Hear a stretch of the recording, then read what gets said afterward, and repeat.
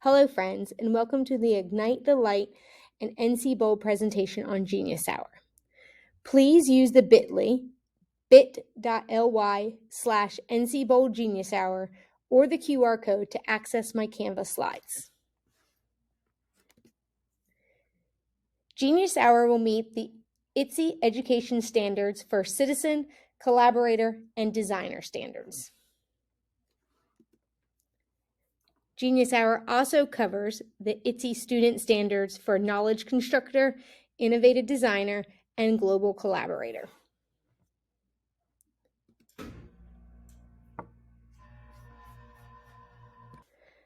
Todd Rose completed a TED Talk on the myth of the average.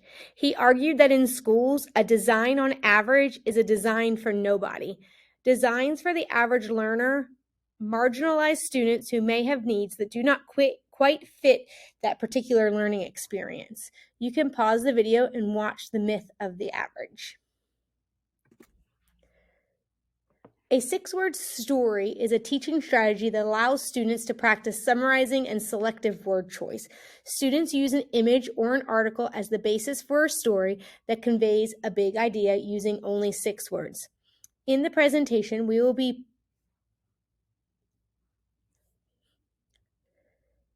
During the live presentation, we're going to split the group into 3 groups: a red group, a green group, and a yellow group. They will each watch the designated video to their color. So red will watch the What is Genius Hour, green will watch 20% class time in 2 minutes, and yellow will watch Kid President. After the group has watched their video, they will meet up with 2 other people from the other colors to create a 6-word story. If you would like to pause the video, watch the 3 links, and then use the Padlet to write your own 6-word story on what Genius Hour is. So why Genius Hour? Why should you do Genius Hour in your classroom? Genius Hour allows students to take control of their own learning and work independently on a project that interests them. This level of autonomy and independence is difficult to achieve in a traditional classroom setting, where students are often restricted to a set curriculum. Genius Hour provides an opportunity for students to be creative and innovative. Students can explore their interests and passions and apply them to their project, which can result in a unique and creative outcome. Genius Hour involves students identifying a problem or question, conducting research, and developing solutions or answers. This process promotes critical thinking and problem-solving skills that are essential for the success in the 21st century. Genius Hour is an engaging and motivating approach to learning, as it allows students to pursue their own interests and passions. This level of engagement and motivation is not always present in the traditional classroom setting. Genius Hour can provide opportunities for peer learning and collaboration. Students can work together on similar projects, share ideas, and learn from each other. So Genius Hour is broken down into 4 steps. The first step is brainstorming.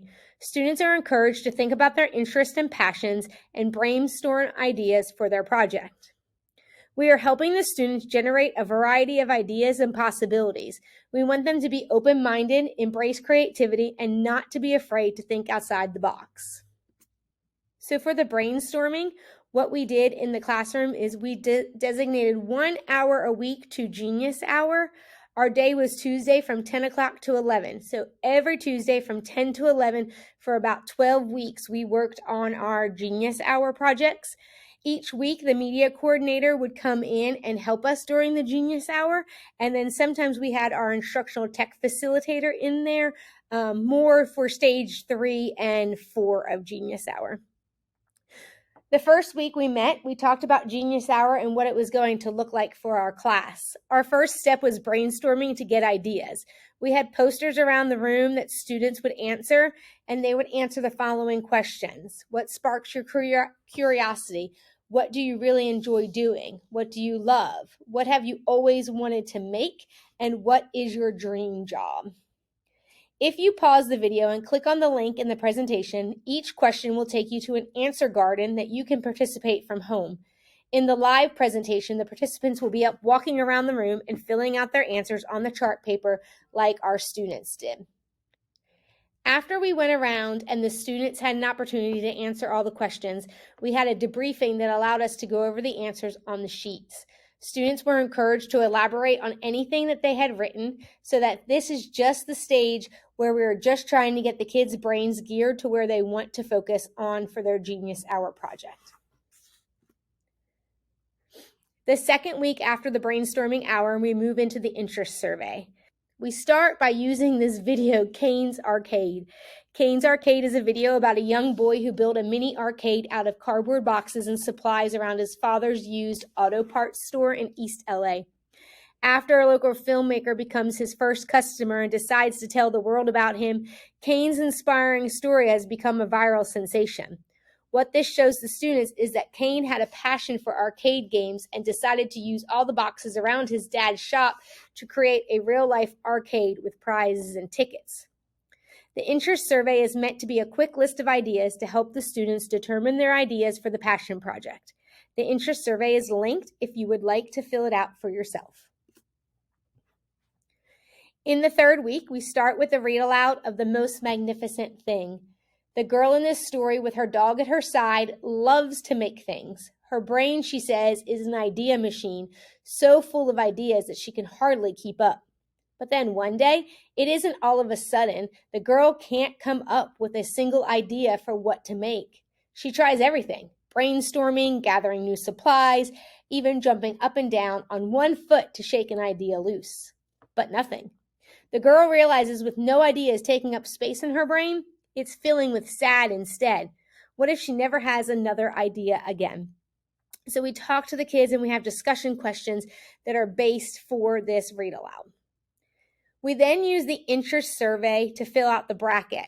The bracket is set up like a March Madness basketball bracket. The kids pick their top 4 ideas, then they put 2 ideas for line 1 and line 2, and then they use their other ideas for line 3 and 4. They pick their favorite idea from 1 and 2, and then they pick their favorite from 3 and 4. These two ideas now go up against each other. The last part of the bracket is the driving question. That's the last part that we do with the kids one-on-one. We meet with the kids to help them establish their driving question. Before we can establish their driving question, we have to go over the 4 types of questions. The driving question is the question that the students will use to drive their Genius Hour presentation.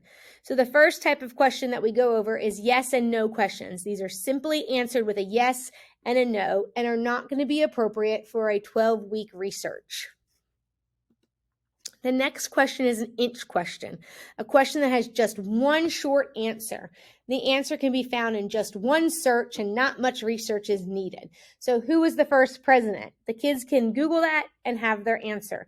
So we talk about how this is not appropriate for their Genius Hour project. A foot question maybe needs just a little bit more research or a summary or explanation in steps. This answer can be found using 1 or 2 resources. The final question that we go over is the question that we want to be their Genius Hour driving question. It's a yard question, a question that makes you think the answer can be found after using multiple resources, then putting it all together to form your own idea. So this is the question we want to focus on for their Genius Hour presentations. Before our Genius Hour begins in the classroom, our media coordinator does lessons during their class special time about researching and note-taking. Students conduct research, plan, and develop their project and create a timeline for completing it during step 2. The media coordinator uses websites like NCY's OWL, Britannica School, EBSCO. We use National Geographic Kids, Time, Kittle, and Ducksters. We also give the kids graphic organizers that are going to fit their research type. We have a Genius Hour checklist of what they need to be doing each time. And then we have a Genius Hour live binder that has resources for me as the teacher and then the media coordinator and ITF to help pull some resources when the kids are doing their research. Step 3 is the creation part. Students take all their research, their own thoughts, and their ideas to create the project. They have complete ownership in how they show their learning. So they take their research, their ideas, their thoughts, and they turn it into a final project using whatever creation they want to. We have a lot of kids that use Flip and Bear Books and, of course, Google Slides and Google Docs, iMovie with green screen, Scratch and Makey-Makeys, Canva and GarageBand. We also have a lot of kids who don't use any tech during their Genius Hour creation part. They're using makerspace materials, different things that they can build with. So some Genius Hour examples that I wanted to show you is baseball bats is a project that a student did, researched the different types of baseball bats, and then made a Google slide presentation about all he learned and which bats were best to use. He also had baseball bats at his house that he did swing tests with and accuracy of hitting the ball and different things that he did with those bats. We had another young man do Fox Sports with Aiden. He talked about NBA basketball teams and facts about those teams and when basketball was created and different things. And he used an iMovie with a green screen to broadcast from his sports anchor desk. We had a child that really loved rockets. So I'm going to actually show this one. So he researched how rockets work. He went through what types of rockets there are and how they work. He also decided that he wanted to make his own bottle rocket. So he went through all the steps that he needed to do for this rocket. And then he connected with a community member who actually had a air compressor and a rocket launcher, and we launched his bottle rocket. And so we had him take pictures of that, and then we videoed his bottle launch, and then he showed us what his rocket looked like at the end, and then his reflection of what he would do differently later on if he did this again.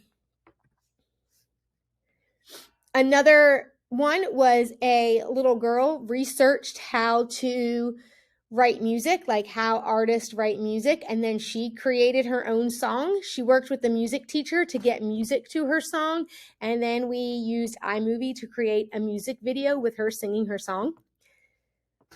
Blessing bags, we had a little girl that had a passion for helping the homeless, so she researched why people become homeless and how we can help the homeless population, and then she got donations for blessing bags. We made the blessing bags, and then she distributed them to a local Christian ministry who handed out the blessing bags. Genius Hour brings a lot of community involvement. We have where the blessing bags were given to the leader of the Christian ministry. We also had a little girl who researched how to help stray cats, and she made homemade cat treats, and she sold them at our Genius Hour night, and all of the money went to our local Friends for Animals. So we also had some other students who worked with nursing homes on how to build up the spirits of the elderly. We try to, with majority of our Genius Hour projects, to have community involvement, whether we are hooking them up with a mentor or donating things to the local organizations, just for them to get outside of the school community and move into the community to help. The step 4 of Genius Hour is the biggest part, and that is the presentation. Taking everything they learned and delivering it to the community. We can go global by putting this on a website and letting people see it. We chose to do a Genius Hour Passion Extravaganza where the kids did kind of like a wax museum where they had their presentation and then people visited their station throughout the night. It was a 2-hour long night, and the kids probably gave their presentation anywhere from 8 to 10 times. In this picture right here, you can see one of our low-tech Genius Hour projects. So they were obsessed with building and making things with their hands. So 2 of our students worked together to make a cardboard community. They built all of the houses. They had church, they had school, they had houses, they had a grocery store, and then they used some of the makey kits to make lights at the front door or to make a fan spin. They had the best time, and these 2 boys used their recess time to build their buildings because they loved doing it so much. We also had each kid write a Genius Hour reflection where they talked about what they learned, what they would do different, and how it made them feel to complete it. So bringing it back to the ITSE standards and Genius Hour, I have linked the ITSE education standards and the ITSE student standards. I would love for you to pause this video and take a minute to look at those standards and see what additional standards would fit for Genius Hour. And then linked on the ITSE standards and Genius Hour is a Padlet that you can write what standards you think will meet Genius Hour. And then after all of this, how do you see Genius Hour working in your classroom or in your schools? Again, there's a Padlet linked that I would love to be able to read your ideas and how you see this working in your schools. We have our last slide, which is resources.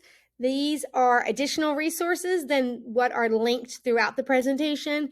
We have Genius Hour project instructions and ideas, student Genius Hour slides, the slides that we actually used with the kids each week, a wonder approval, and then we got this original idea to bring it to our classroom through NC Ties. So this is the NC Ties Genius Hour presentation that we learned from. And then also, if you didn't mind filling out the feedback form. But thank you for listening to the Genius Hour presentation, and if I can be of any further assistance, please feel free to reach out.